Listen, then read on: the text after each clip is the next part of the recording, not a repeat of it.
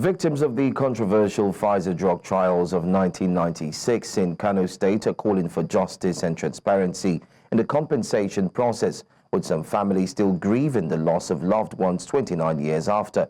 The calls were made at News Central's Town Hall series, the first for the year 2025, held in Kano. News Central's Sagir Ibrahim completes the report.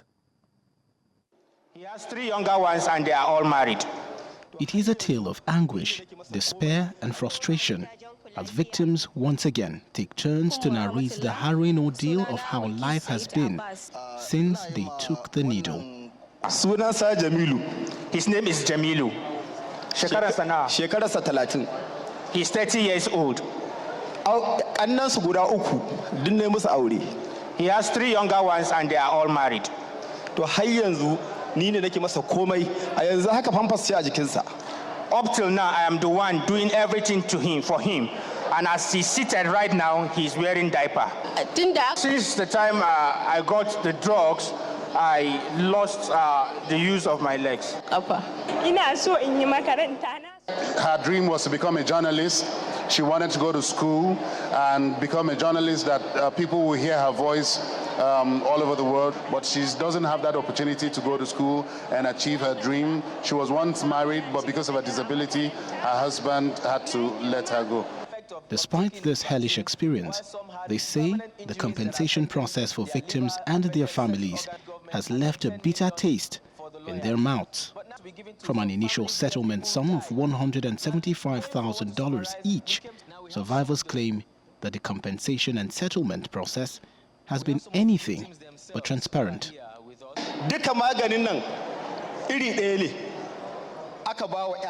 We were fortunate to get 2 million. I'm also aware that some people didn't get anything at all. Who give us the money? They took 150. So as long as we are only giving $6,850 US. We heard the information that they were giving compensations to the Pfizer drug victims, but we got that information at the tail end. And at the time we went for our own compensation, we were told that they have finished the program.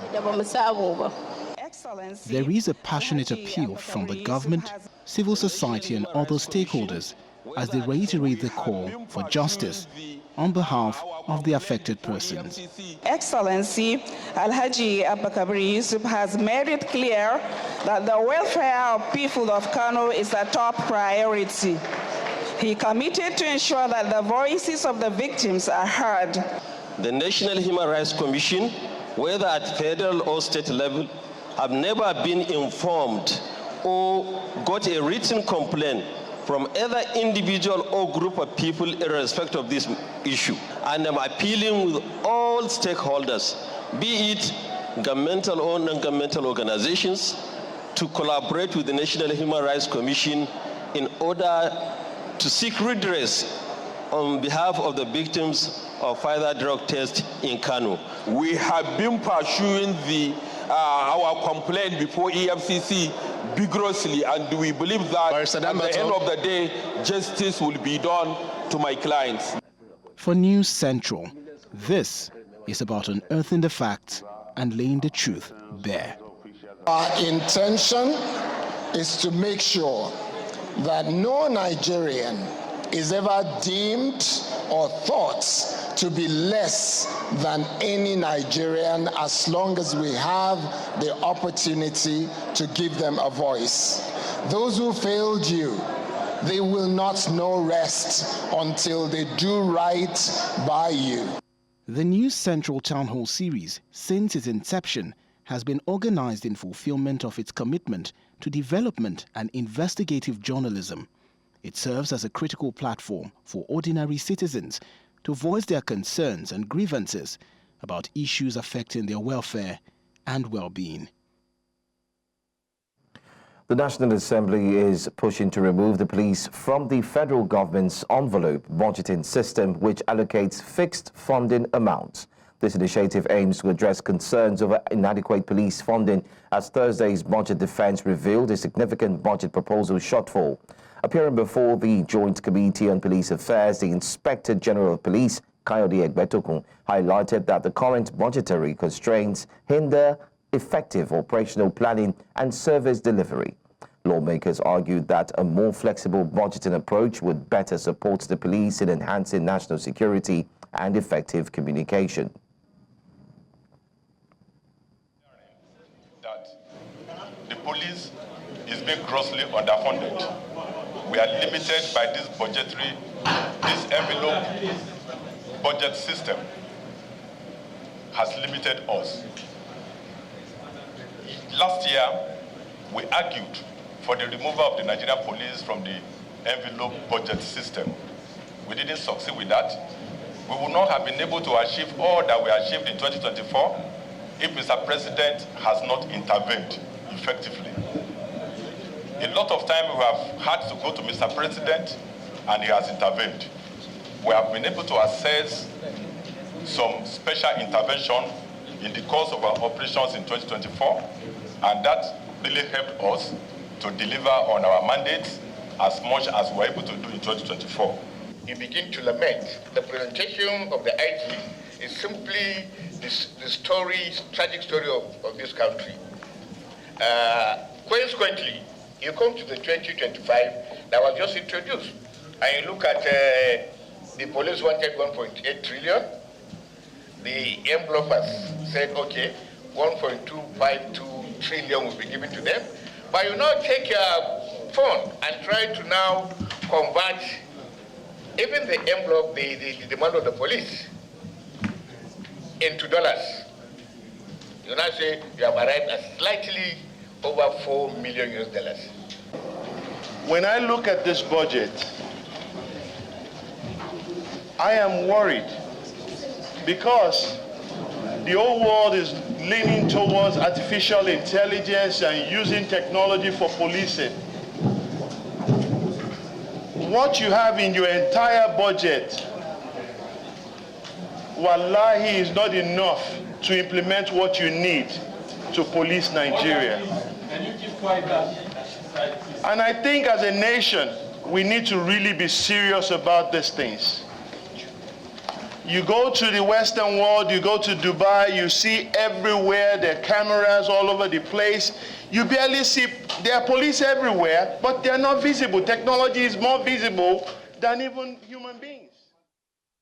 The governor of Plateau State, Caleb Mutfwang, has reaffirmed his commitment towards ensuring maximum support for officers and men of the Nigerian military. The governor was speaking at the 2025 Armed Forces Celebration and Remembrance Day luncheon held in Jos. News Central's Chizoba Nyongwe tells us more. The Armed Forces Celebration and Remembrance Day isn't just an annual celebration.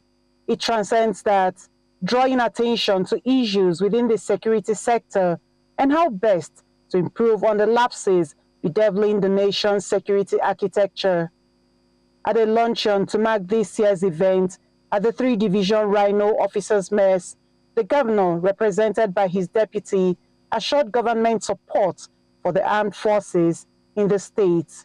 As a government, we reaffirm our commitment to supporting our armed forces with the resources, training, and infrastructure they need to carry out their vital missions effectively.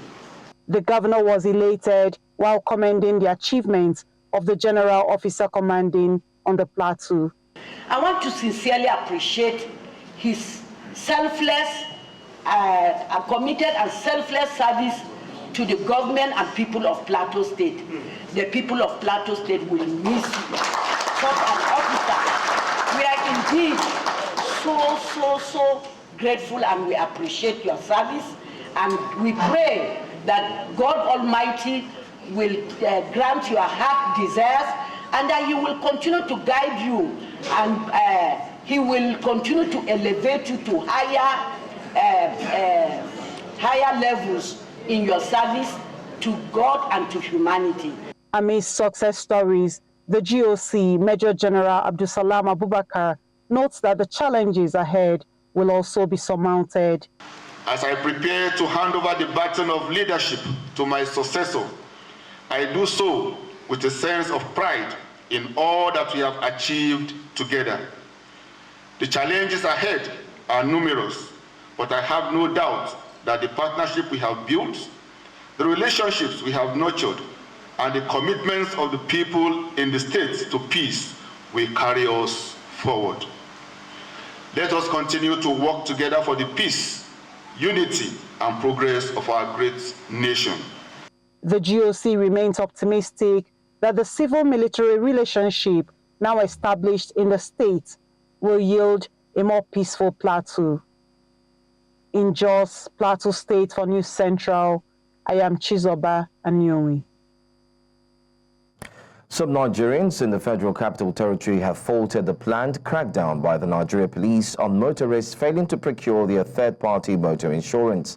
Some spoke to News Central saying that the police lack the legal backing to sanction or arrest defaulters. Our correspondent Joshua Marayi reports. Nigeria's Inspector General of Police says there will be a crackdown on motorists who have failed to procure their third-party vehicle insurance from February the 1st. The violation of this section of the law is an offense that is punishable by law with imprisonment or with fine. So I want to encourage all Nigerians to take this seriously, to ensure that they go and get at least third-party insurance cover for their vehicles before they put those vehicles on the road. This decision by the police has sparked widespread criticism among vehicle owners in the Federal Capital Territory. They are in position of security. But despite that, I think the insurance did not belong to police. I bet I won't cancel VIO. Make the police, they do VIO work. I don't understand. Because this time around now, they just give people problem. This is problem to people when they use motor. The insurance for motor, no concern police. You no go gree. You can't walk now. You can't walk. This one go come on top of transport, motor. This one go come on top of motor. This one go come. Which one we go do now? They just create problem for our head. Make them find where they go generate the money. So if they want generate money for government. While speaking on the issue, human rights activist and lawyer Deji Adeyonju says that the police lack the legal right to enforce such a crackdown. I come as a fact, me has already said you cannot criminalize what is not a written law. The written law says it is Federal Road Safety Corps that has the powers to be involved in any issue around vehicles or vehicular movement in the country. Why is the police acting like an interloper? It may do some interloper in this matter. He says that he will challenge the move if the police does not stop his planned move. We have nothing against third-party insurance. It's a very straightforward and just singular issue that we'll put before the court. If the police refuse to halt, the supposed proposed enforcement, we'll just put a singular issue before the court for determination. That let the provision as regards to third party be interpreted, whether the police have right to enforce it. With February the 1st fast approaching, Nigerians will be hoping that the police abort its plans. In Abuja for News Central, I am Joshua Imarayi. We'll go on a short break now. When we return, Nigeria Governors Forum throws its weight behind the proposed tax reform bills. Details of this and more in a moment. Welcome back. The Nigeria Governors Forum, NGF, has finally thrown its weight behind the proposed tax reform bills currently at the National Assembly. In a statement on Thursday, the group proposed an equitable sharing formula for value-added tax. The development was an outcome of a meeting between the NGF and the Presidential Tax Reform Committee convened on January 16, 2025 to deliberate on critical national issues, including the reform of Nigeria's fiscal policies and tax system. The Nigerian government has responded to remarks made by a former governor of the Central Bank of Nigeria, Muhammadu Sanusi II, regarding President Bola Tinubu's economic reforms. Sanusi had on Wednesday at the 21st Gani Fawemi annual lecture in Lagos expressed concern over the country's economic situation, but was quick to say that he would not interfere. While insinuating that President Tinubu's government has not been a friend, he says it would only be honorable for him to steer clear. Acknowledging Sanusi's right to express his opinion, the federal government, in a statement by the Minister of Information and National Orientation, Mohammed Idris, however, notes that the Emir's advice on how to tackle the nation's economic challenges is not needed. Nigeria's headline inflation increased slightly in December 2024, rising by 20 basis points to 34.80%. This contrasts the 72 basis point increase recorded in November of the same year, just as the month-on-month inflation rate in December decreased by 20 basis points, settling at 2.44%. Although these figures suggest a reduction in the pace of inflation, they do not reflect the lived experiences of many Nigerians who continue to struggle with the escalating cost of living. News Central's Perpetual Fasemi Peter has more in this report. I'm 73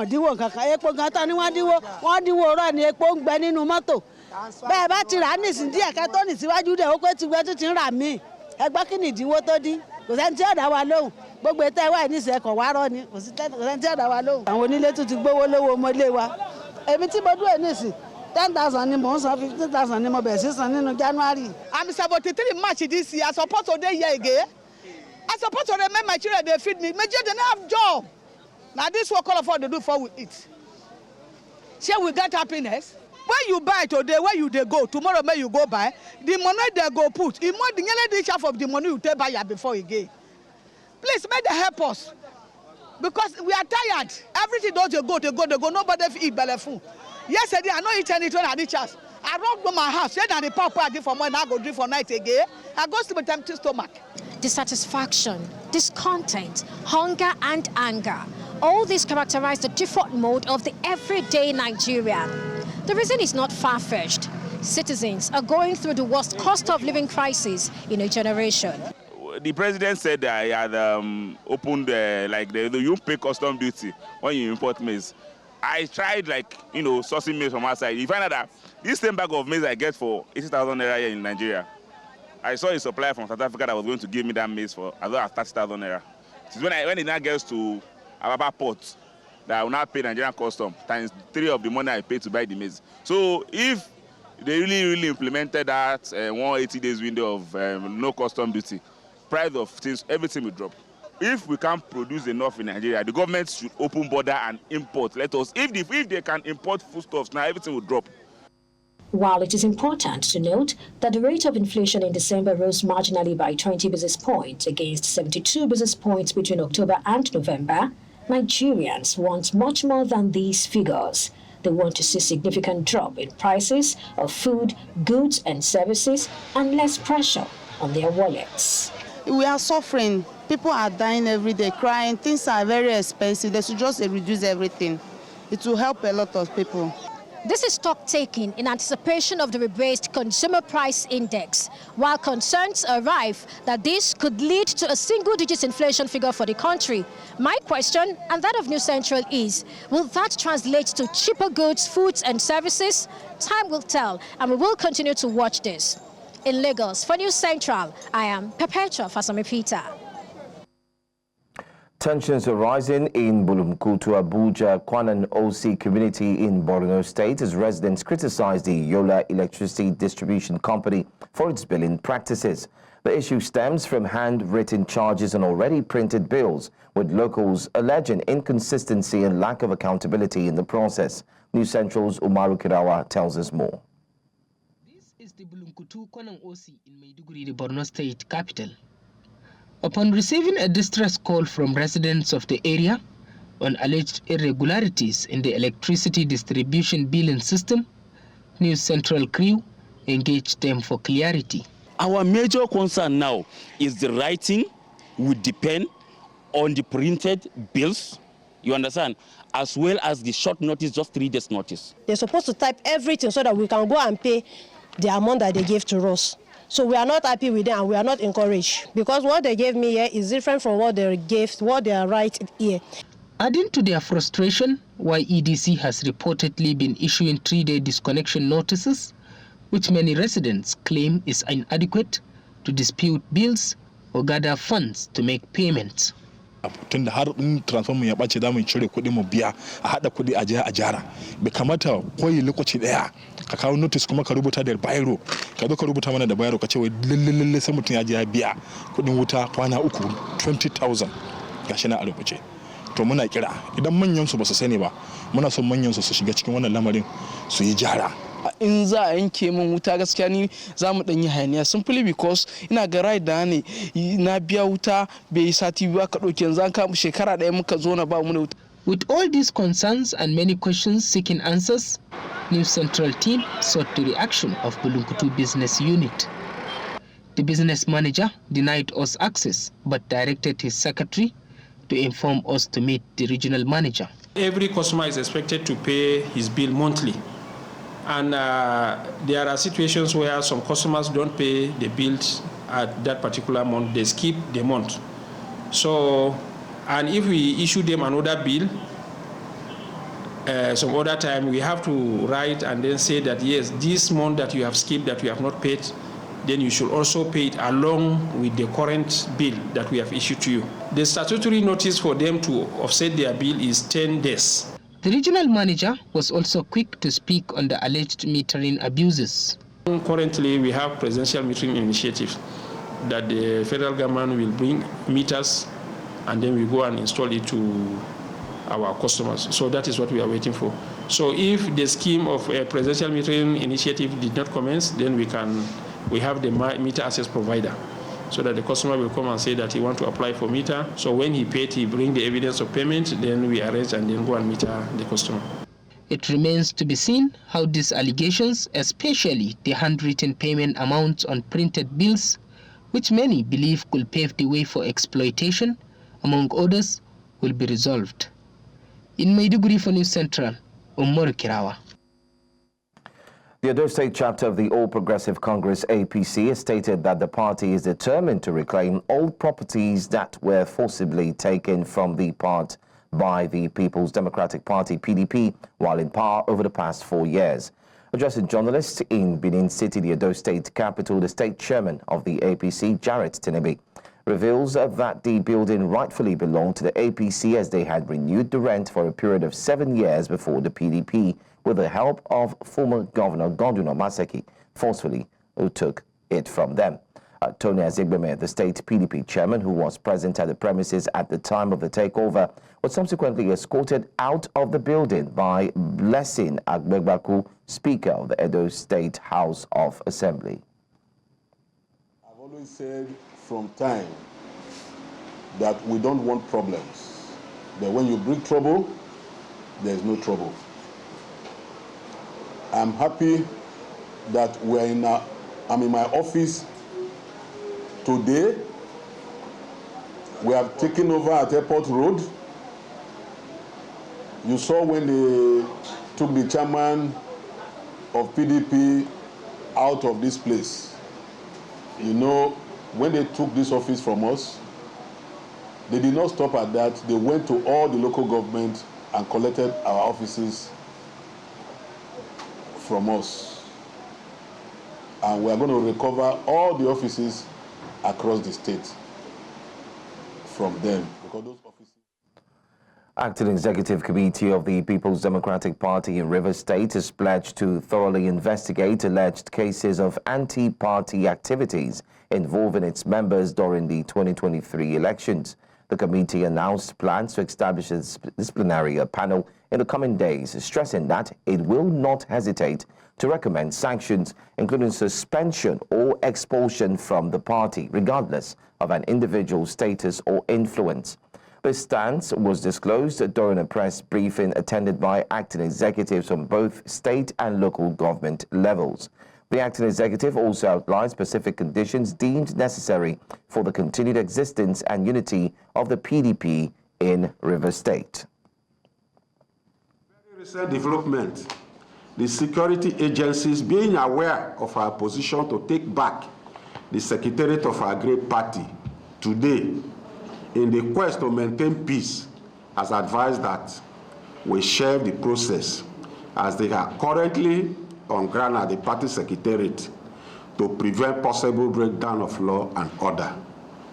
Gentlemen of the press, it is on this note and in line with the peaceful disposition of the leader of our great party in the state His Excellency Sir Dr. Siminala Ifobara, GSS RS, to issues of this nature, which has earned him several accolades, that we have resolved to allow good reasoning prevail and call off the plan to take over the party secretariat today. We are also appealing to our teaming supporters and party faithfuls across the state to remain calm as we are taking necessary steps to take possession of our party secretariat. Distinguished ladies and gentlemen, under our new leadership, we shall immediately commence steps towards healing and rebuilding. The Independent National Electoral Commission, INEC, has announced the removal of 7,746 deceased voters from the National Voter Register across 36 states and the Federal Capital Territory as of December 2022. Victoria Eta Messi, the Director of Voter Education and Publicity, shared this update with journalists on Thursday, confirming the figure. INEC also emphasized that a comprehensive cleaning of the voter register is carried out ahead of each general election. In its December 2024 review, following the 2023 general election, INEC noted ongoing challenges in maintaining an accurate voter register, despite improvements in the registration process, which added over 12 million new voters. Welcome back. Rights groups have criticized the government for failing to prevent the death of miners after security officials cut off food and other essential supplies to the miners for several weeks and delayed the rescue operation. Since September, hundreds, possibly thousands of suspected illegal miners were believed to be holed up in the vast tunnel network of the Stuyfontein mine without adequate food or water after police surrounded the mine without warning and stopped supplies from getting in. Meanwhile, South African police spokesperson Atlende Amati on Wednesday said that the deaths recorded were not government or police's fault, but she put the blame on alleged kingpins. Well, talking of kingpins, well, to discuss this more, I do have joining me Mametwe Sibe, a human rights lawyer, and Giwusa, president from Gauteng, South Africa. Thank you so much for joining me all the way from Gauteng. Let's start off by asking, that statement made that it's not the fault of the police or the government, but the fault of the kingpin. What do you make out of that statement? I mean, it is absolutely hogwash. The immediate and the direct cause of the death of these miners is the decision or series of decisions taken by government to ensure that these miners remain trapped 1.6 to 1.8 kilometers underground without an option of coming out. And in that whole period, they were starved of food, water, and medication, and they died consequently of starvation and dehydration, as well as severe instances or complications resulting from the chronic diseases that many of them had and required medication. All of these things police were aware about. They decided to lie. They decided to criminalize and just to dehumanize these workers. And it is that which has created this situation. And death certificate clearly show starvation is the main and the immediate and direct cause of their death. All right, now I also do understand that you went back to Stuyfontein mine, after the rescue operations were called off. And are you satisfied that there are no more bodies of miners underground after that was cleared yesterday? Maybe just to build up on earlier point, it is not that really the kingpins are not responsible, right? Obviously, the situation of abuses and other things on the ground, all of those issues we take into account, and we demand that they should be held accountable for all the laws that they've broken, the crimes they've committed against communities, against these miners. But the immediate cause is very clear. Now, in terms of the situation at Stuyfontein now, no. Not all bodies are actually out, and nobody's arguing that. There is lots of bodies that were shredded to pieces at shaft 10, which is the only other shaft that is connected to shaft 11. Now, miners took to 3 to 4 days to go to that shaft, but to get from the from the underground of that shaft to the surface. You have got to climb something that many miners are actually falling in the course of trying to climb. It takes them about 3 days, and when you fall, you get cut to pieces. Now, the community rescue team members that we've engaged and employed to assist in the retrieval of the miners and the bodies went there and they said, look, they simply can't assist with that because the trauma of collecting pieces of human bodies will just be unbearable. They told me that a head was there, a leg was there, a torso was there, and just a sight of it was just too ghastly and traumatic for them to be able to bear it. Now we have learned with shock that that shaft has now been blasted. It is clear that somebody is covering up for evidence, and I just learned that as I'm about to start this interview, and obviously we'll be following up what has transpired. Evidence. Can you come again? Can you say that again for clarity? What did you just learn? You learned of something just now. Just before I came here, I learned that at Shaft 10, where miners, lots of them would have died as they are trying to climb out of the shaft, right? Remember, we argued that that shaft is not a viable exit point, as police argued. It's dangerous. Many miners are dying from falling and also drowning as they are trying to make out there. So now, when we were doing due diligence about whether there are people who are surviving or not, right? The community rescue went to Shaft 10 with the police, and they saw many bodies hanging, and lots of them have obviously fallen to the ground. Now, when I asked, why can't we be able to retrieve those bodies, but also to follow up if there are those that are potentially alive? They said to me that those bodies are in such a terrible state because they are shredded to pieces. A head is there, a leg is there, a hand is there. You see a torso and the trauma of it. Now, I learned that, so that was yesterday, the report that I received yesterday.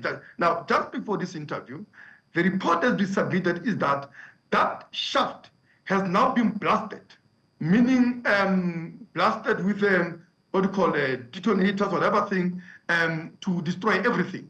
So who does that when that is clearly going to be a point of contention in the investigation that will have to follow? Whether the shaft was an alternative exit point, which we always argued it is not a viable one, and anyone trying to say miners must exit there is risking their life unduly, and those people need to be held accountable. Well, I want to say thank you so much for talking to us. Very, very insightful. And hopefully when you are done talking to the police and finding out more, we'd love to talk to you again. Thank you for your time. Pleasure to be here. Well, away from South Africa, let's move to another country now. Zimbabwe's ruling ZANU-PF party wants to extend President Emmerson Mnangagwa's term in office by 2 years until 2030. Now, a party spokesman gave no details of how this could be achieved or whether constitutional changes would be sought to enable the 82-year-old ZANU-PF leader to stay on. Zimbabwe's constitution limits the presidential office to 2 5-year terms, and Mnangagwa's second and final term as president expires in 2028. Well, to discuss more on this and look at the possibilities and the constitution as well, I'm being joined by Pasha Raphael Asiband. He is a former opposition MP for a Cowdray Park constituency in Bulawayo, Zimbabwe, and a pro-democracy activist. He joins me, by the way, from Bulawayo.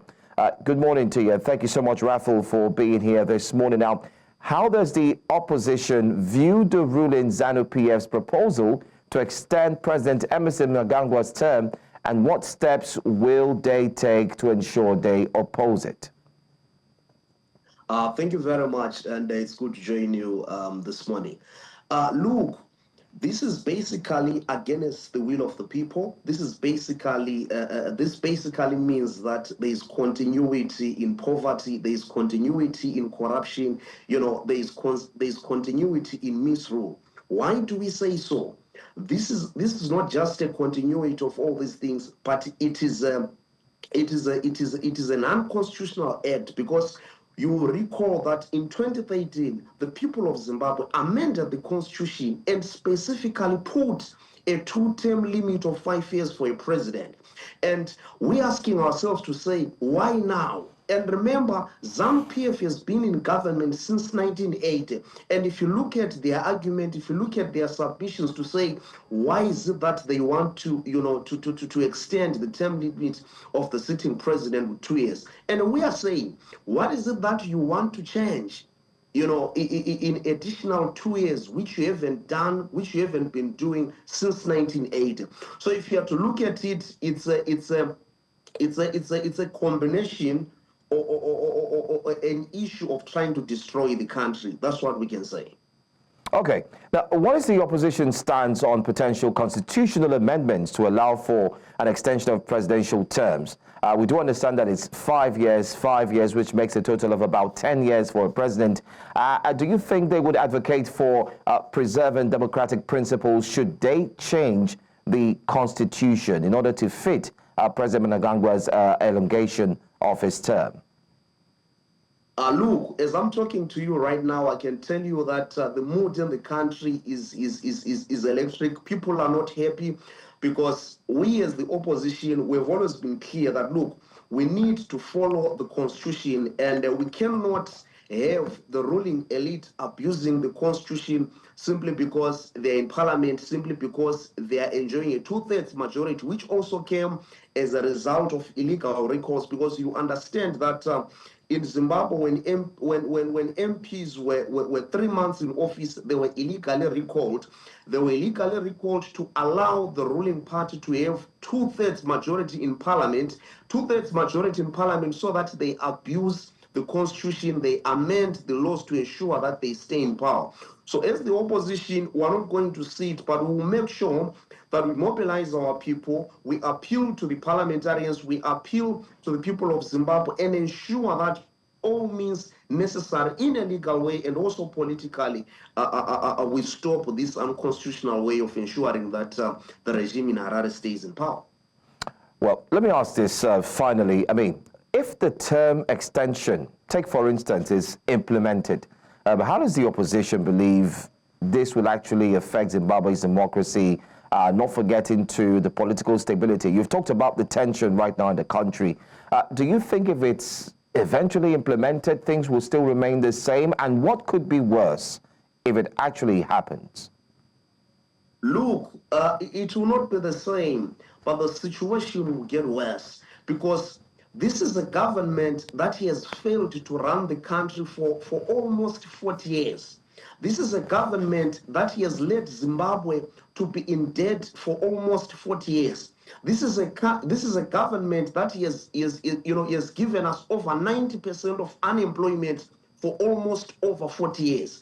This is a government that has destroyed, the infrastructure and killed the dignity of our people. So we don't think that if 2 more years is added to become a term limit of 7 years, they can change. I mean, they had more than 2 terms, more than 3 terms in government. So this has nothing to do with changing the lives of our people. This has nothing to do with improving, the quality of life of our people. But this has everything to do to ensure that the dictator stays into power. And remember, we're not seeing this in Zimbabwe for the first time. Museveni did it in Uganda to ensure that he stays in power. We have seen it in Chad. We have seen it in a lot of different countries where dictators, when they run off, when they run out of ideas, the only thing that they do is to amend the constitution and ensure that they continue staying in power. So this is going to be a continuation of ZANU-PF's misrule in Zimbabwe, and this means that corruption continues. This means that poverty continues. This means that our people continue to suffer without the basic services that the government should render to them. And that is why every Zimbabwean, every progressive force, opposition, civil society must reject this and ensure that there is sanity and there is constitutionalism in our country. I want to say thank you so much, Pastor Raphael Siband, for joining me here this morning. Thanks for your time. Thank you very much. All right, let's move away from Zimbabwe now and go straight to another story very quickly. Well, let's tell you that hundreds of protesters have gathered in front of the Israeli consulate in Canada, demanding an end to the war in Gaza. The rally comes as the final details of a Gaza ceasefire and hostage release deal are being finalized, with the United States expressing confidence that a truce will begin this weekend. According to protest organizer Omar Mahmoud, speaking to journalists, said while they celebrate, they have to acknowledge that a ceasefire is coming 15 months too late.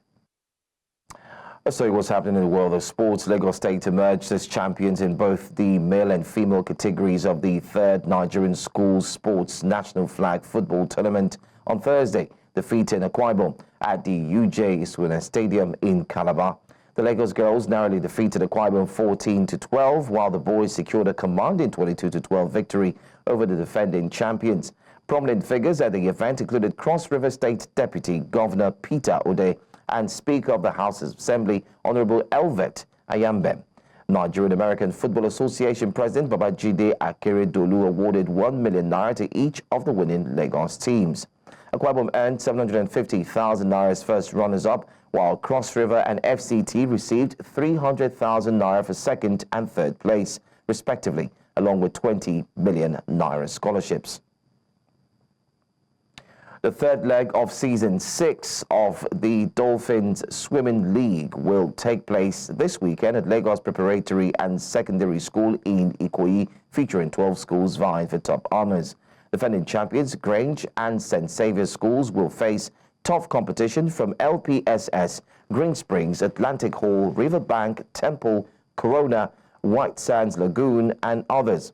The tournament, supported by the Lagos State Swimming Association, the Nigeria Aquatic Federation, and endorsed by the Nigeria Olympic Committee and Nigeria School Sports Federation, serves as a platform for selecting Nigeria's team for the 2025 ISF Gymnaside in Belgrade.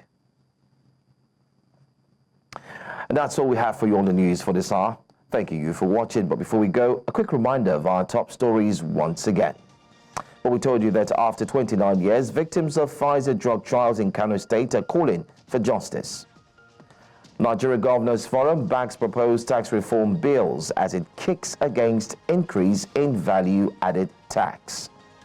And rights groups have condemned government on South Africa miners' debts. Well, don't forget that you can always watch News Central wherever you go, either on your mobile devices, your tablets, or better still, on your laptops. You can find News Central on the following platforms right there on your screen. 10 a.m. is around the corner. The ladies will be here for Jasiri. I'm Joe Hansen. Thanking you for joining me here on News Now. Good morning.